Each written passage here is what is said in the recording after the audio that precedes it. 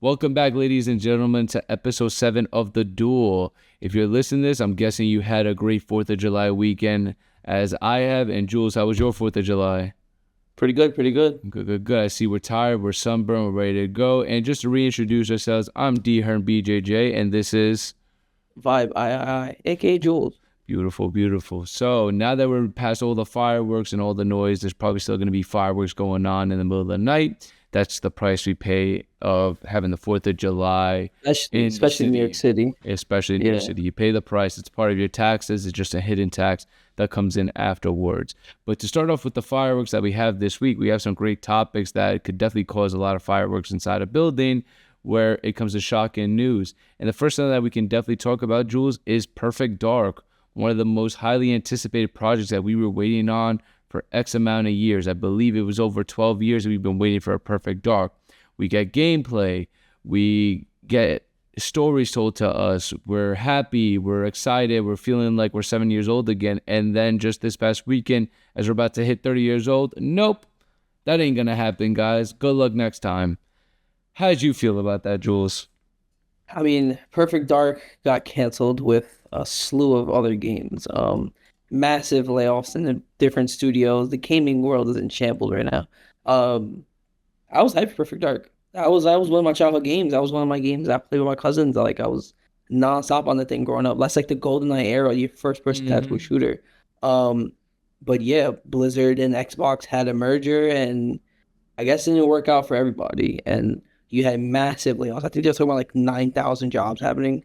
Blizzard, ZeniMax, and a bunch of other studios, like, just gone now. All the devs are gone. Like, everything's gone. Perfect Dark got canceled. Everwild got canceled. Warcraft Rumble was a game that they had coming out that got canceled. Blizzard survival game Odyssey, I don't know if you ever heard of that one, canceled.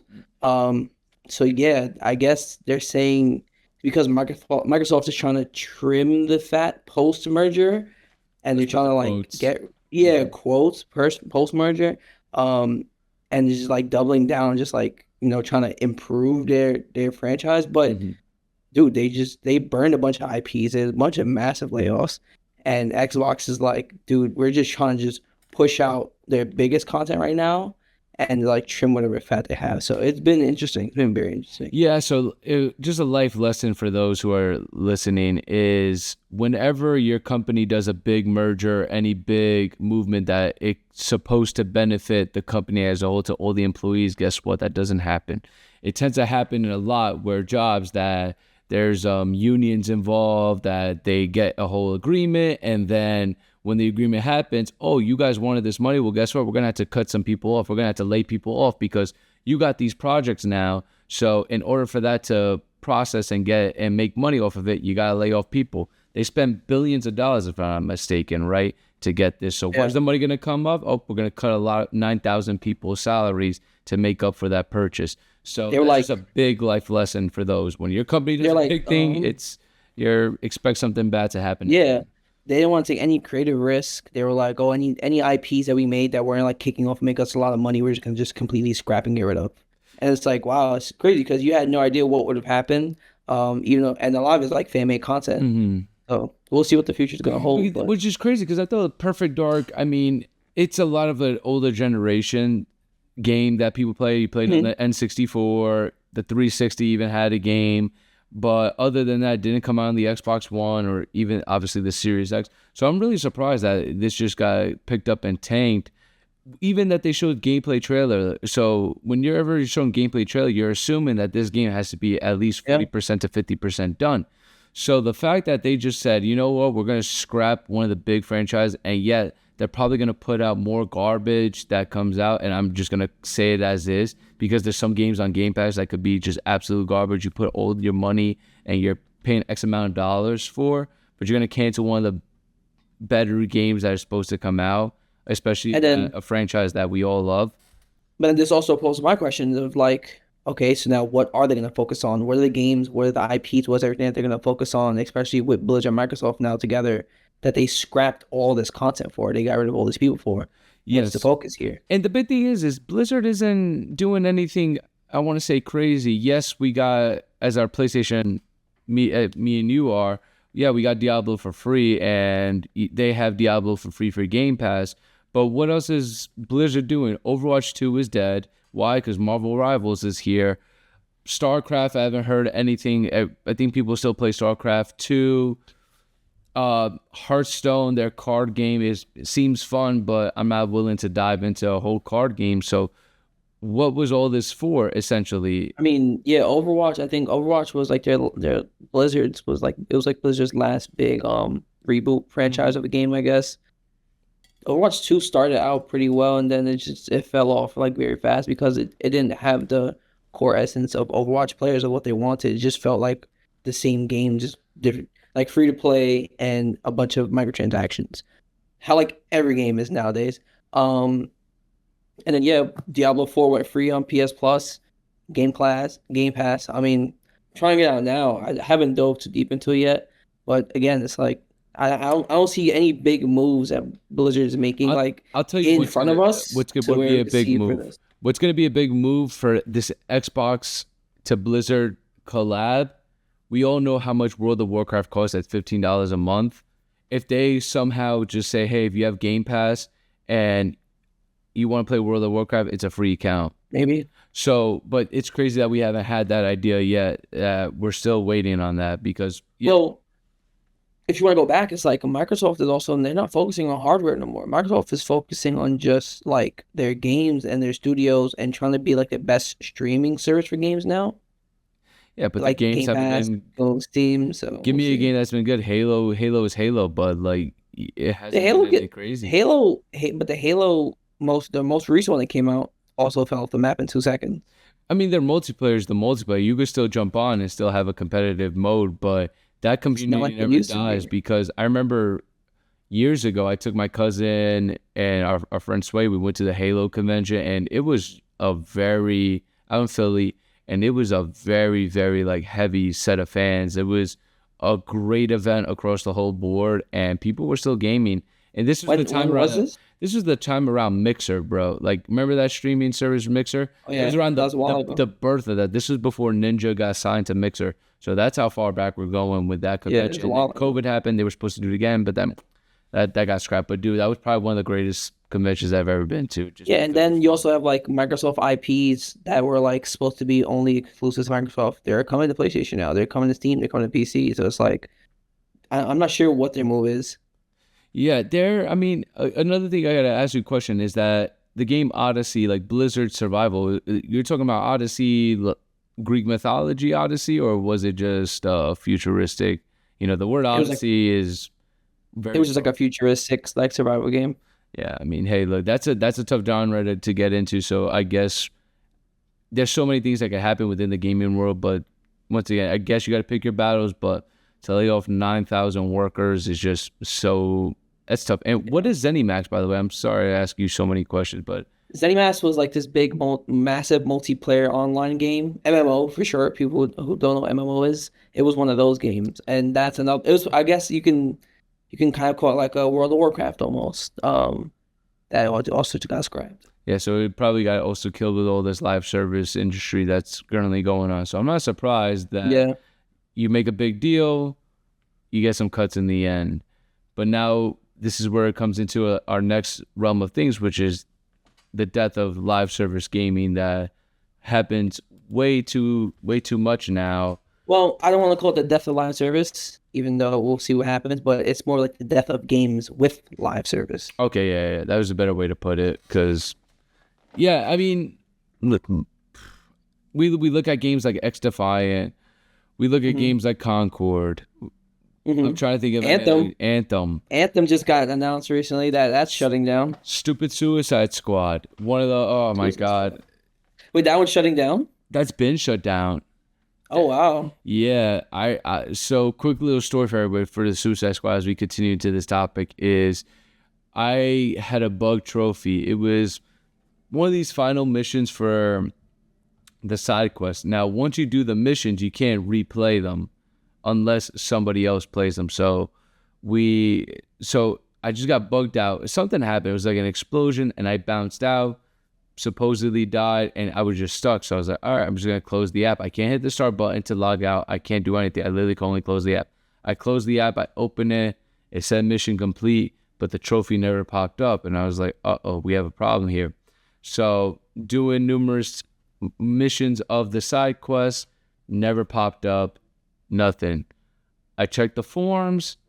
They were like, oh, if somebody plays the game, that you could join in on them, and that's one way to get the trophy. Too bad nobody played it because the game was like so how many people are playing Suicide Squad? Yeah, it's live service game. It's a one simple fix, and numerous people had this with the trophy, and yeah, no, they're just not going to fix it. They were fixing numerous nonsense, if I have to say the least, by Rocksteady, instead of fixing what needed to be fixed. There was, it sounds like I'm being selfish because I really wanted that platinum, which I did because I put a lot of hours into it.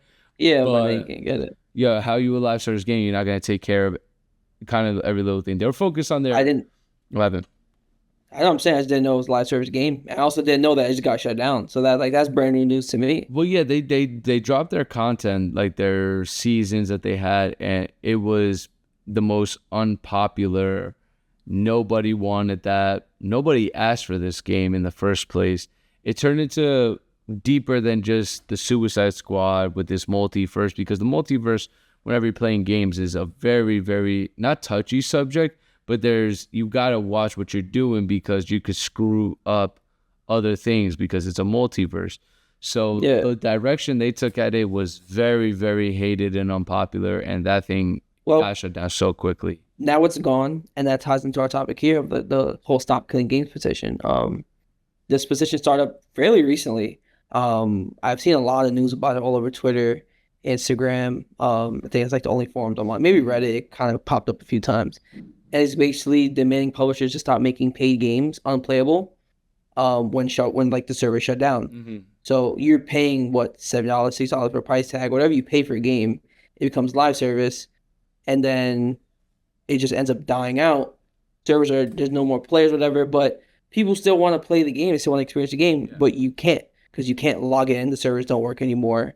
You can't just enjoy it anymore. But you paid for this game that now it's like it doesn't exist. And like, X Defiant wasn't the best for a lot of people, sure, right? It didn't hit the masses how Ubisoft thought it would have. But they still had a fan base that still played X Defiant. Yeah. Same thing with Suicide Squad. You probably not loved it. There was probably still people that loved the game and like paid for this game, but now they came. But now they can't even play anymore. So yeah, just like the petition, they want the law to force companies to offer offline modes for these games, or let like fans host servers. Remember, like it's kind of different, but remember like the whole MW2, like the fans are doing that fan made server stuff like that to relive that. At least something like that without putting a cease and desist or shutting stuff down. Like in Europe, it's blown up. I think they're at 1 million signatures right now for a subscription, which is crazy because Europe is very vocal. UK, 100K. Europe is very vocal with their things like this, and the government is actually like looking into this. They're like, all right, let's see what we can do, because it's kind of a scam if you think about it, right? You paid money for this thing, and then you're using it, even though it's a service. Yeah, so you're using it. When they shut it down, it's like, now what?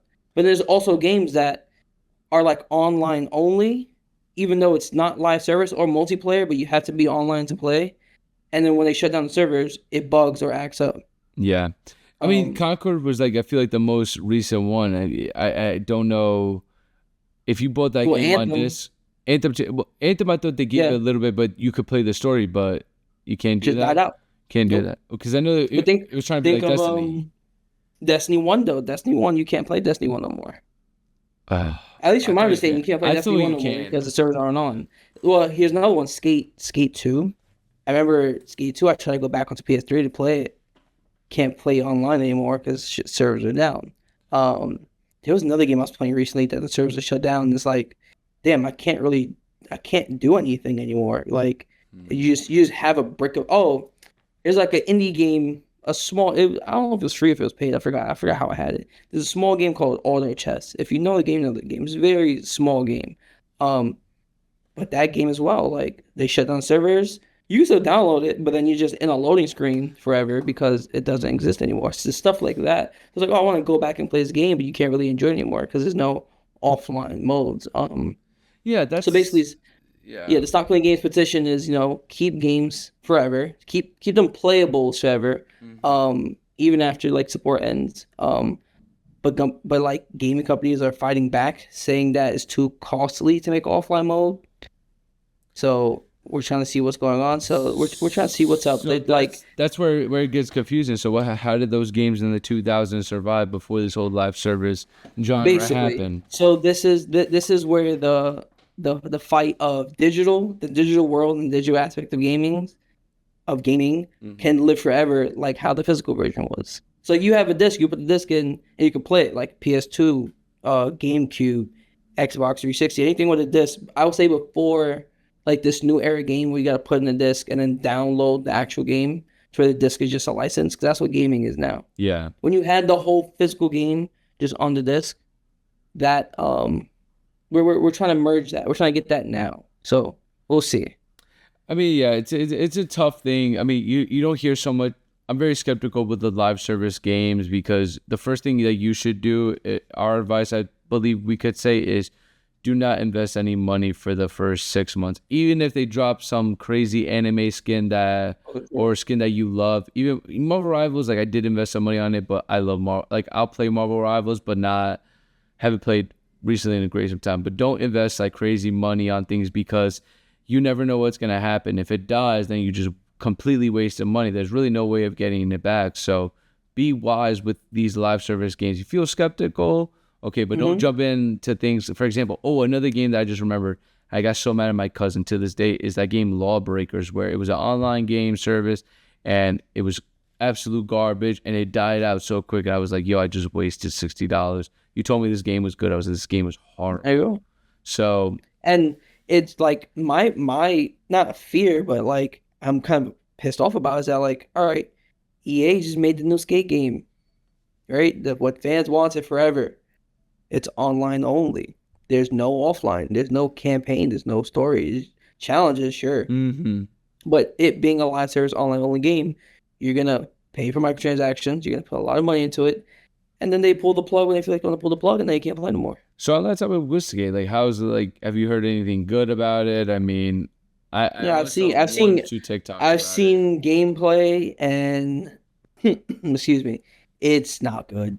I don't know. I'm being very biased right now. It's pre-alpha gameplay, that's Or you're sure, being a hard but critic. oh, a very harsh critic because this is something that I've enjoyed, and a lot of fans love this, and a lot of skateboarders who played the original skates are going to be very like invested in this. And we got Sims 3, Sims 4, but built as a skateboarding game, basically.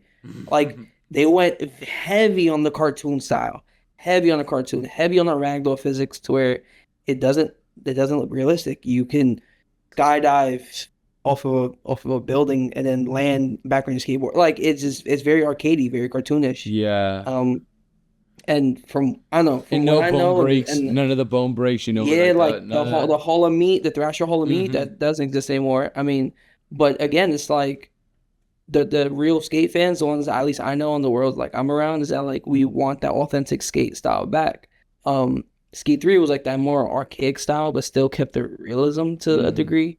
But this one, they just went full off the wall. Like, all right, you're just gonna this gonna be, I don't know, if like Fortnite and Sims came together and had a skate game. So we'll see. It's still in pre-alpha, but nothing from when they first announced it to now kind Yeah. of has impressed me or has changed in a way that where I'm like, oh, this is very impressive now. Yeah, because it's gonna be tough It's because like these pre-alphas, they tend to end up being the game. Look at the game Marathon by Bungie. It went to pre-alpha, very mixed reviews, and then now it's suspended indefinitely, and we yeah. have no idea what's gonna go on. So, but EA is also a I'm company that does not like to listen to people. So they'll That's just true. drop it. They'll drop it and be like, "Oh, like we made a million bucks out of it, so who cares?" Yeah. No, for And real. That might be it. Like, I don't know. It, yeah, it's very like you're kind of screaming at a brick wall sometimes, because like again, if you have passion, you love these games, you want them to be amazing to come out. But then at the same time, it's like, all right, you're talking about pre-alpha, you're showing this gameplay from stuff that you're working on. Just work on it, bro. Just work on it, put it out. When it's finished, let's enjoy it when it's finished. I Yeah. don't want to see. I'm me personally. I'm like, I don't want to see a million videos of you building it. Just build it. Just let it out, and then we can enjoy it afterwards. Yeah, because it's gonna be a very interesting thing of how to make it such a trendy game because you're dependent on other people to play it. It's a free game, and what's gonna make this game kind of a slight competitive and a slight laid back because everyone at the end of the day wants to be somewhat competitive and see what they got. So, how many times you're gonna hit an ollie before it's like it's been enough or a kickflip, etc. I'm not sure what their audience is. I don't think their audience was actual skateboarders. I think their audience was the Fortnite players. I don't even know. I was like any young kids really skateboarding like that. I remember, like I said, when we were kids, we all wanted a skateboard.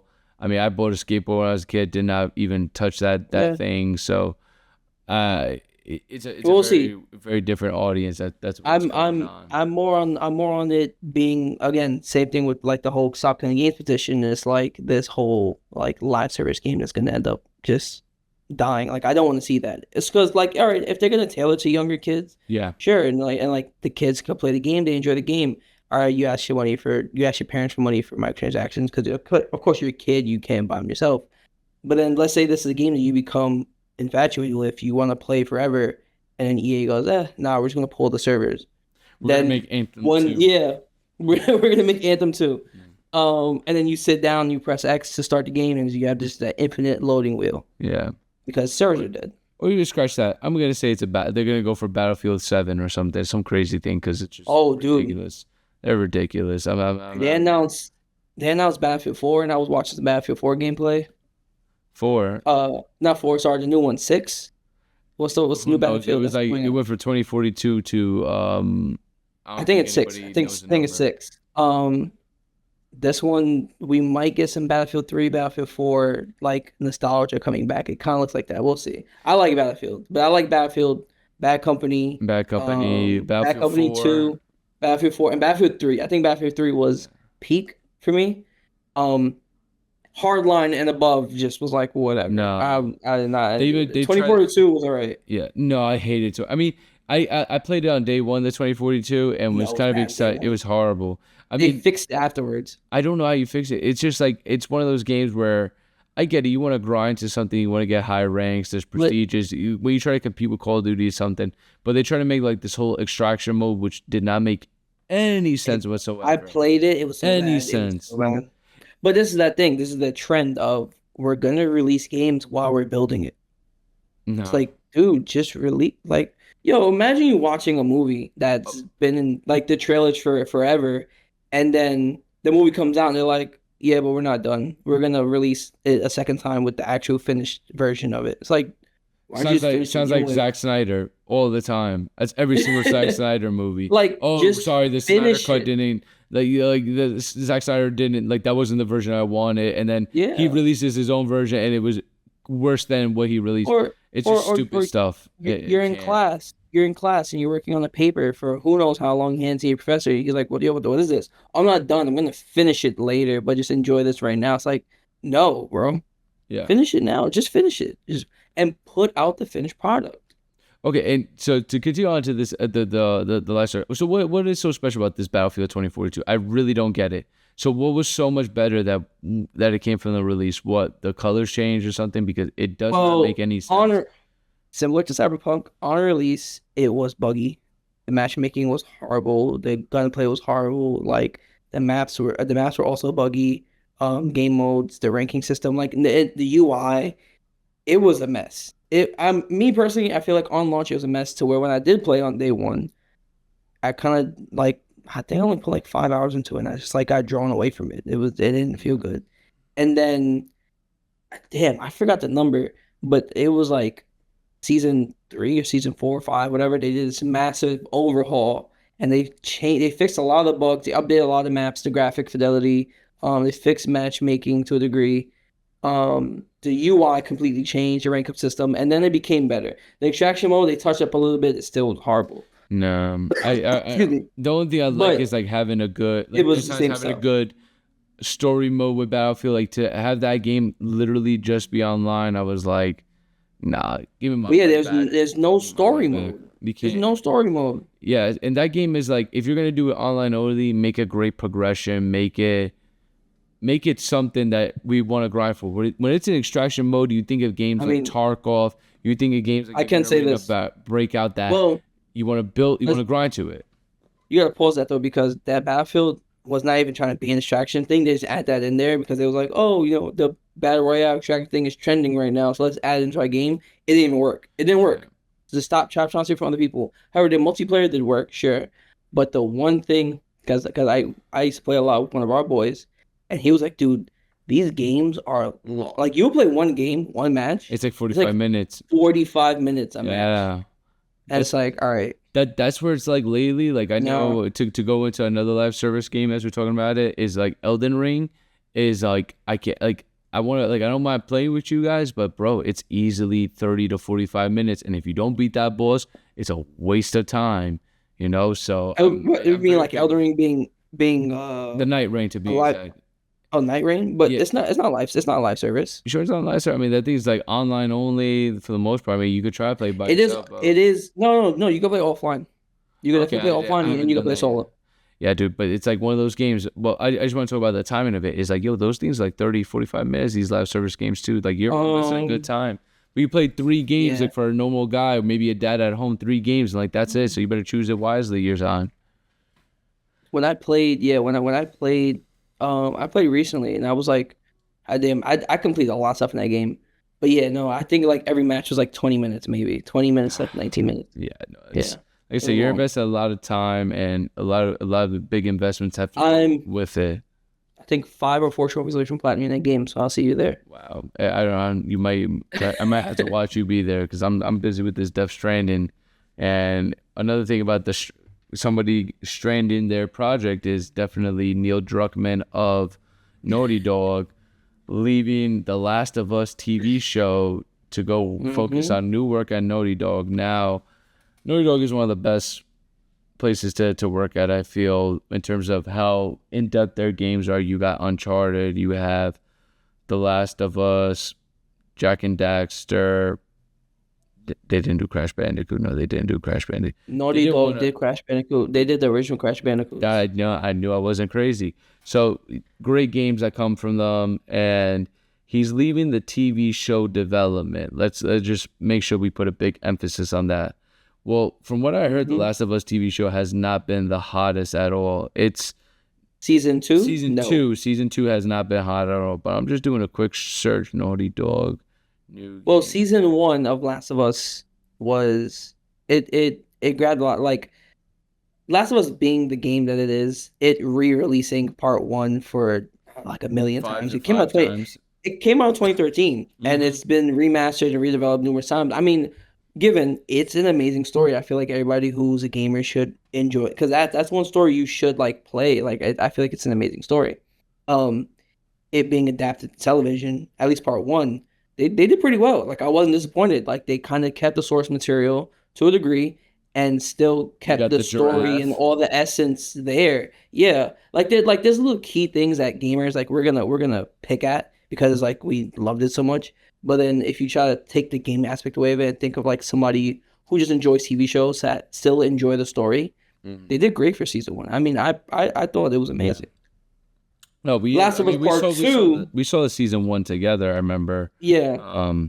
Last of Us Part 2, though, the gameplay and the story for 2 is, I mean, I don't know. I think gameplay for 2 is way better than gameplay for 1. The story, though, I think 1 was a little bit better, but 2 is still an amazing story. Yeah. I thought 2 was great. Everything that happens. And again, 2 got remastered, re-released numerous times, so people could enjoy the story. It being adapted to TV, though, I wasn't feeling this one. Hasn't been no, it hasn't. It hasn't. Know what it is. If it's like, I know they say that actors they always have a whole thing, but we know how the story goes. I just have been so crazy. I would say this. I don't know. I would say this. Me personally, this is how I'm looking at it. From playing Last of Us 2, right? Mm-hmm. Especially from playing it from 1. Last of Us 2 was gritty. It was dark. Like, the gameplay itself. It was gritty. It was dark. It was very aggressive because it was a revenge story. Sorry, spoilers, you haven't seen it. It's a revenge story. and it was intense. If you played 2, it was a very intense game. From beginning to end, and everything from like the combat, the story, the way that your characters definitely their personalities changed from Yeah. Last of Us 1 to 2. That grittiness is gone. Yeah. That revenge story and that is gone. Like, and when you're watching the show, it feels like a lighthearted family sitcom. Like, it doesn't feel like, I don't know, it didn't feel like that revenge story, that grittiness, that aggroness, that that it was completely gone. Yeah, because I remember playing that game. It was phenomenal. I mean, I got the platinum on it. Like, I really played it, and it was just such like a big, like I said, revenge story. At the end of the day, both people end up losing everything after going tit for tat for each other. But hey, I mean, if you haven't played the game by now, then I mean, is it is it a spoiler? Because it's like you might not never play it then. But yeah, I don't know. I haven't been. I promised my fiance I was gonna watch the show with her, but that has not been in our list recently. So we'll see. But for him to focus on other projects, because I just read quickly that they have 2 other projects at Naughty Dog. They have Intergalactic, The Last Heretic, something, and then the one that's unnamed, untitled, but it's the creators from Uncharted 1, which is, hey, it's a great game. Uncharted was a great franchise, but Naughty Dog is And the Heretic project is what Neil Druckmann is leaving for. He's stepping away from Last of Us 2.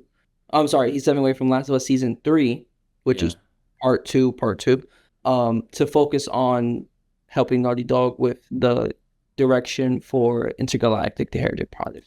That game looks promising. I mean, I always like these sci-fi games and these futuristics. It's a very big setting that never gets really talked about because it's so tough. Because once you're in space, you have so many things that we have not explored in mankind to the realms of TV and movies. So it should be a good game. I think I like playing Naughty Dog games, and I'm hoping it's going to be a good success and not so much pushback as some of these other games that are coming out are getting some heat on. I mean, I'm also interested in seeing what this Last of Us Season 3 is going to look like because there was a Craig Mazin. I'm not sorry if I'm butchering his name, but he's going to be solo for like the creative direction of the show. So they're not co-directing anymore. Mm-hmm. So I'm very interested to see, like, is it going to be a good creative shift or is it going to be worse? Because it's like, who knows? Because once again, it's been years. They never made any news about making a part 3 for The Last of Us. There hasn't been any official announcement. So there was a quick announcement that they were going to make a part 2. I remember not too long after 1. So it's been, I mean, if not the same time or longer. If you played 2 and you really pay attention to 2, there was hints at 3, and then they finally announced. I think they did announce, we're going to have Last of Us Part 3 coming out.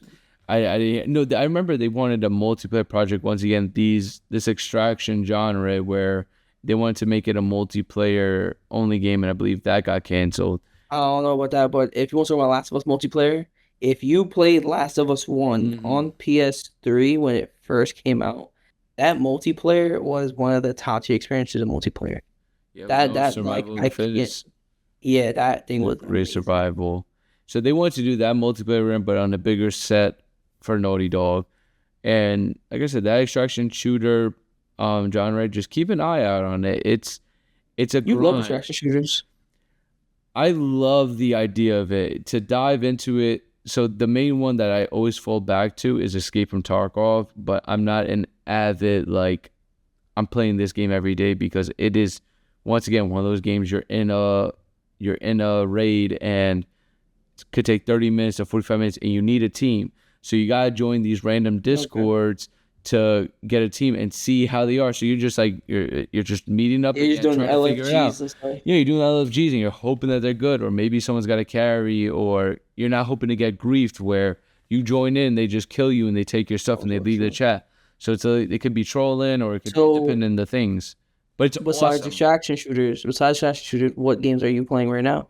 I'm focused on some story games, Death Stranding, Star Wars Outlaws, and then I dove into on my Steam Deck some Borderlands. Yeah, I think I like looter You're shooters. you're finally playing Borderlands. I beat Borderlands 1. I'm playing the DLCs now. I beat Borderlands 1 Wait, this past week. so you Fire. finally you play Borderlands 1 completely, begin to end, whole story. Yeah. And yes, it is a looter shooter. What's your verdict?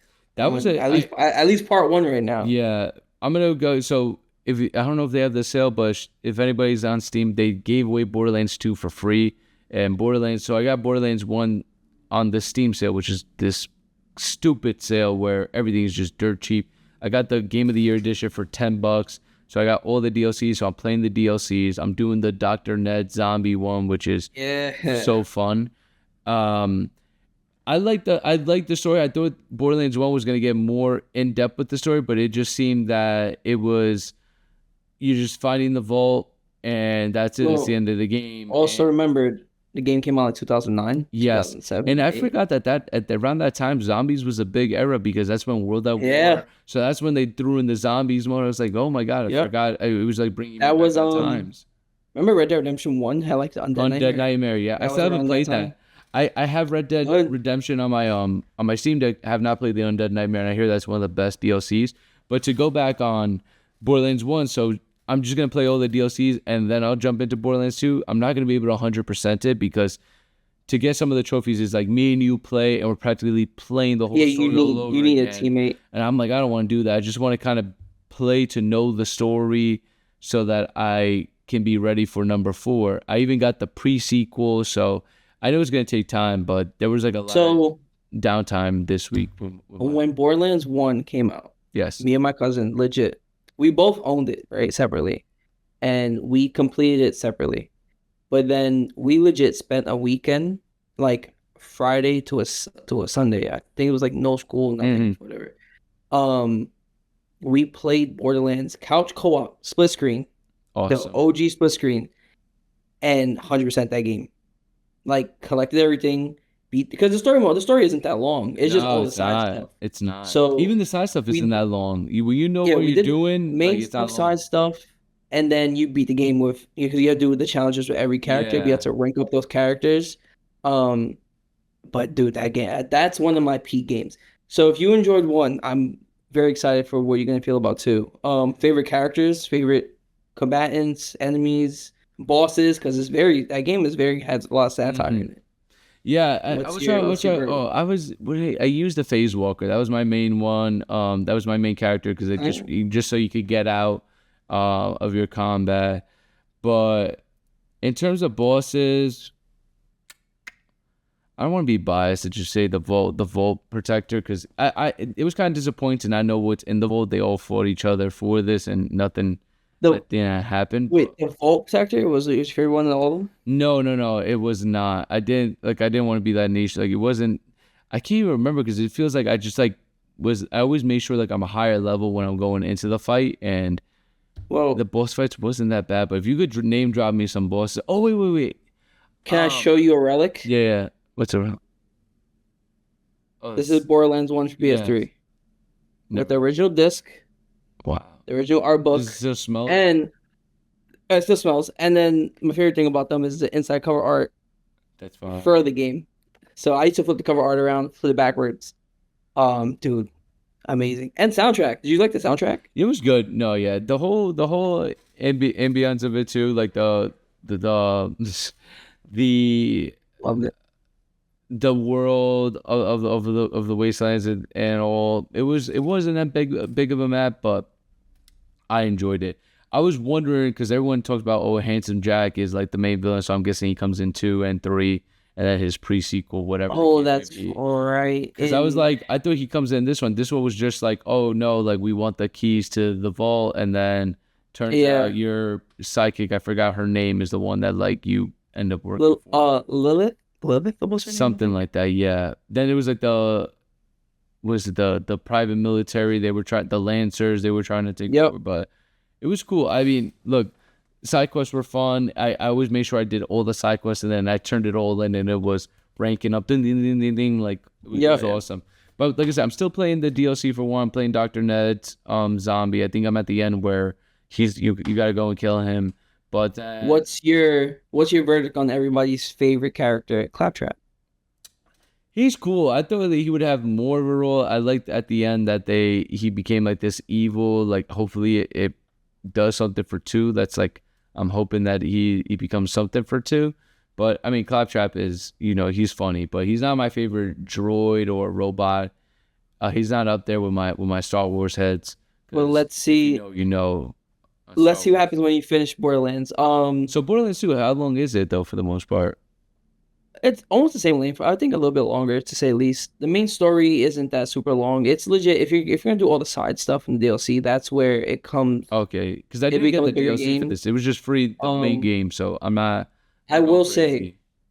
Borderlands 1, great couch co-op game. Borderlands 2, it was online multiplayer where like you would play online with like random people. Yeah. That experience when I had that and I was doing that was amazing because like the amount of different types of loot and builds you can do in two Yeah. and three, but two, the amount of there's a bunch of secret bosses, secret worlds, all this stuff And that that's you where you probably said would the never Easter find. eggs. And that's where you said the Easter eggs too. Oh, Right? so much. There was Okay. Easter eggs. There's a Donkey Kong Easter egg. If you find them, you'll know what I'm talking about. It's a very rare drop though, because that's one trophy that I was battling for months because legit like it's a very rare appearance. But when you see it, it's a Donkey Kong Easter egg. You do it, and you get a trophy for it. Good luck. There's Minecraft Easter eggs. There's Easter eggs for like a slew of games. Yeah, there wasn't that many Easter eggs for this one. I was It's like fun. looking, I was like, oh, there really No, wasn't any Easter eggs. So, the second one though, they play into a lot, and definitely three as well. Um, and the three is what was definitely it? long. Pre-sequel, three is longer. Three is the longest one. Pre-sequel is pretty good. Not long Um, though, because not as I did buy the pre sequel for like $6. yeah, and it's not as long as three. Good, good. It's not as fun as three. I think two is definitely the best one. And then if you play two, there's a DLC called Tiny Tina's something. I forgot what Wonderlands, it's yeah, called. yeah, yeah, Wonderlands.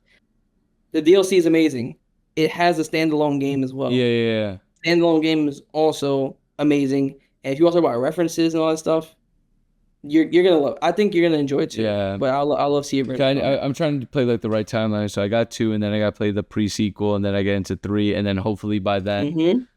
I don't know if I'll be able in time for Tiny Tina's because I want to play forward with you. So we'll see how that goes. But We I'm got some excited. time. We got some time. Yeah, if hopefully I do one more delay, and I'm definitely confident that I'll be done with all that. I can't 100% on Steam because I just know that That's right. no one's playing it. So I just want to play the DLCs or whatever the base game that I have.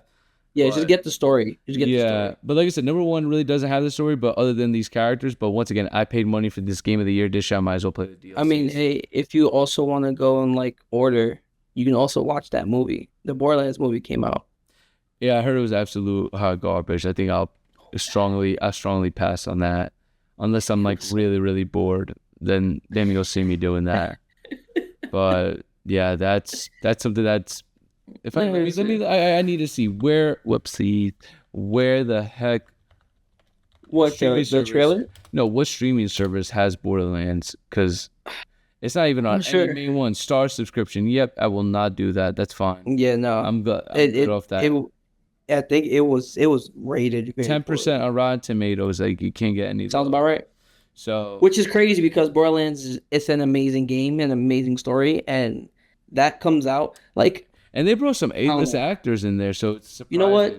This could be a conversation for next time, but I'm very I'm passionate and very like skeptical about video games Yeah, being adapted into movies. yeah, we could definitely have a whole topic Um, on that. But I got to September like 12th to Borderlands 4 comes out. So all get right, your, so we got that. We got so that. if you're a Steam, if you guys have also Steam Decks, PS Portals, whatever the case may be, I guarantee you look on the sales that goes on in your stores because it is the summertime. So get your games for dirt cheap and get to play them for as long as you want. That's my Mhm. take on it. But as we end our Sunday night, I know we said we weren't going to do a Sunday nights, but hey, we had a lot of vacations and we're good with our episode, guys. I mean, we hope that you guys all enjoyed it. We hope that you guys have a great rest of your week. Hopefully, there's more good news to gaming as opposed to bad with all these layoffs and so forth. we'll definitely have some more news and some more laughs as we go on to the next episode. But once again, guys, thank you so much. We hope you have a great day at work. We hope you have a great week, and we'll see you next week.